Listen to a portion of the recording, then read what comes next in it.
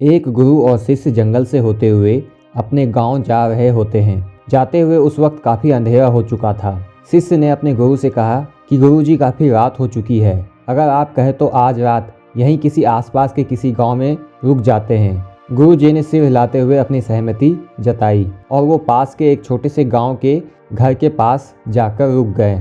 अब घर में रुकने के लिए शिष्य ने उस एक घर का दरवाज़ा ठकठकाया। फिर उस घर से एक गरीब आदमी बाहर आया तो गुरुजी ने बोला, हमें अपने गांव जाना था, लेकिन काफ़ी रात होने की वजह से हमने इसी गांव में रुकने का सोचा है। क्या आज रात मैं आपके घर में रुक सकता हूँ?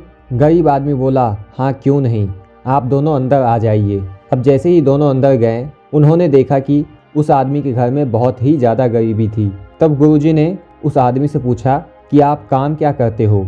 वह गरीब आदमी बोला कि मेरे पास बहुत सारी ज़मीन है। फिर गुरुजी ने बोला, अगर तुम्हारे पास बहुत सारी ज़मीन है तो इस तरह से क्यों रह रहे हो? तब वह आदमी बोला कि मेरे पास जो ज़मीन है वो किसी काम की नहीं है।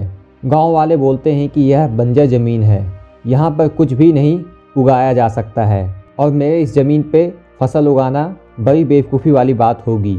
तब गुरुजी ने पूछा कि तुम्हारा गुजारा कैसे होता है? तब उस व्यक्ति ने बोला कि मेरे पास एक भैंस है जिससे मेरा पूरा घर चलता है। ये सुनने के बाद गुरुजी और उसके शिष्य सो जाते हैं और रात में जब सब लोग सो रहे होते हैं तब गुरुजी अपने शिष्य को उठाते हैं और उस गरीब आदमी का भैंस लेकर अपने गांव चले जाते हैं। शिष्य रास्ते में अपने गुरु से पूछता है कि गुरुजी कहीं आप ये गलत तो नहीं कर रहे हैं? उस आदमी की रोजी रोटी इसी भैंस की वजह से चलती है। तो गुरुजी अपने शिष्य की तरफ देखते हैं और मुस्कुराते हुए आगे बढ़ जाते, अर्थात गुरुजी वहाँ पे कुछ नहीं बोलते हैं।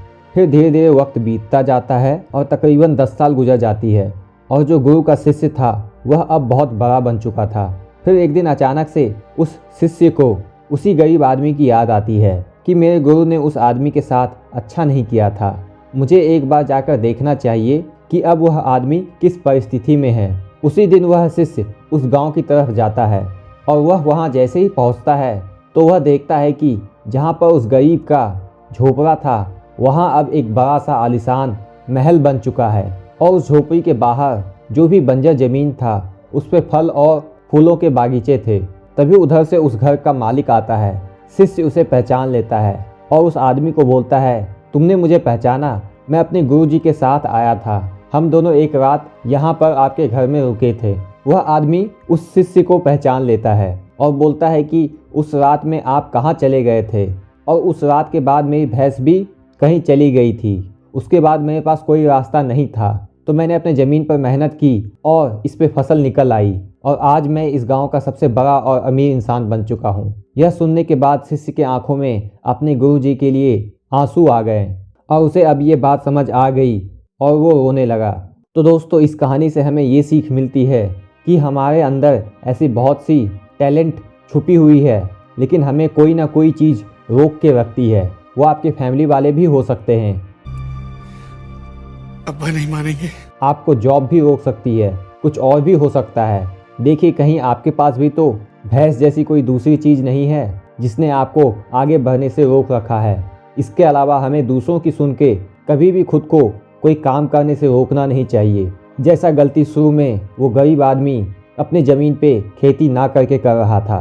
तो दोस्तों, अगर आपको ये स्टोरी पसंद आई और वीडियो पसंद आई तो वीडियो को लाइक करें और चैनल पर नए हो तो चैनल को सब्सक्राइब भी करें।